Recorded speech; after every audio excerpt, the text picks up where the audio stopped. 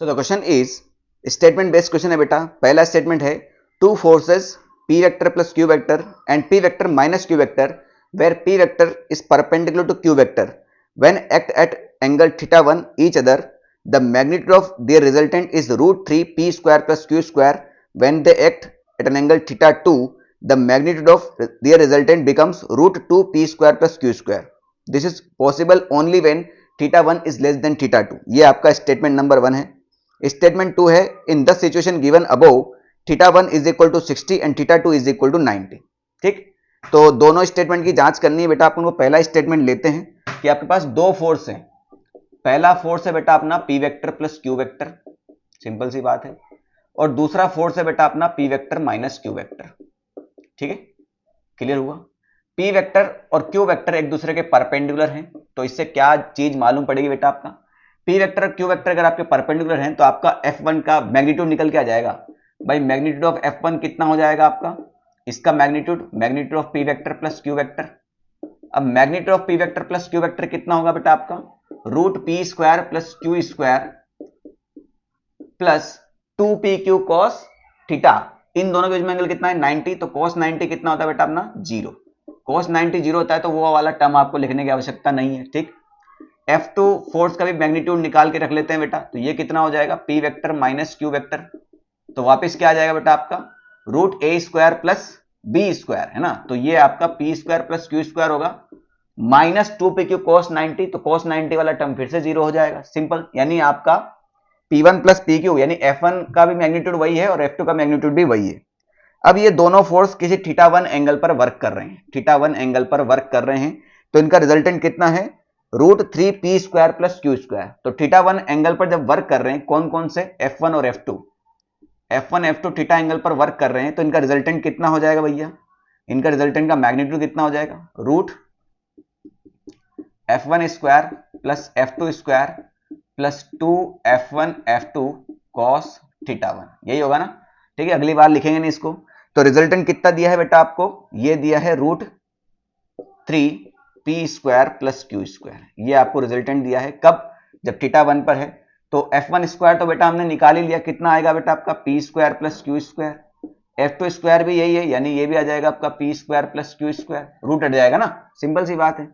ये हो जाएगा 2f1 f2, यानी ये हो जाएगा आपका फिर से 2f1 f2 को मल्टीप्लाई करेंगे तो फिर से रूट हट जाएगा, यानी p square plus q square, और यहां आ जाएगा बेटा अपना cos θ1। ठीक, सिंपल सी बात है ना। क्लियर हुआ कि नहीं हुआ? छोटा मोटा मैथ से बस स्क्वायर रूट हटा दो बेटा, तो यहीं से हटा देते हैं, है ना। ये लो, यहीं से हटा दिया। ठीक, और क्या कर सकते हैं बेटा इसमें? p square plus p square ये हो जाएगा 2p square, q square plus q square हो जाएगा बेटा आपका 2q स्क्वायर।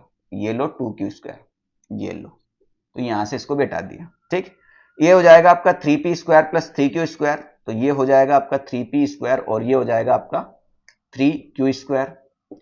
इसको दल लेके आओ तो 3p square minus 2p square p square, 3q square plus minus 2q square, ये हो जाएगा आपका q square plus is equal to कितना हो जाएगा? 2p square plus q square cos θ1। Simple सी बात है ना।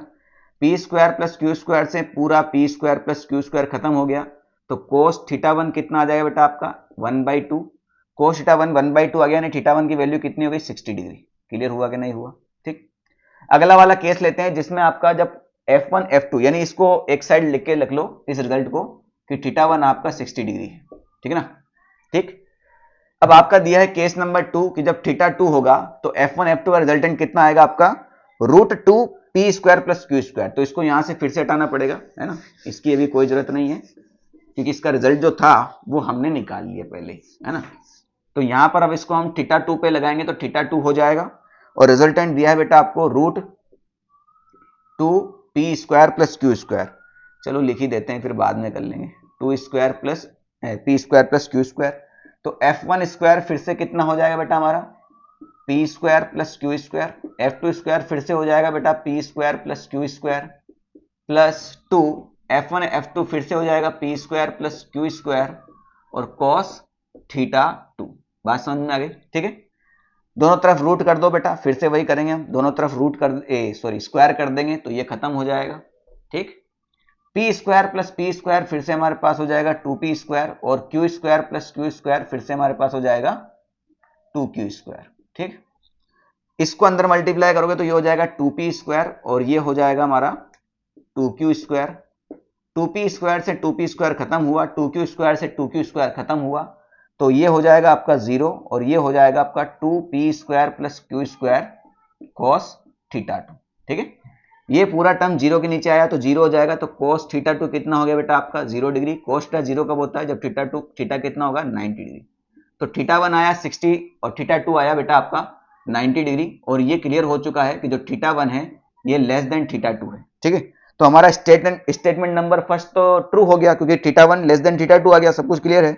और स्टेटमेंट नंबर 2 भी ट्रू है क्योंकि उसमें साफ साफ दे रखा है थीटा 1 60 है और थीटा 2 90 है, यानी इसमें स्टेटमेंट नंबर 1 और स्टेटमेंट नंबर 2 दोनों ही ट्रू हैं।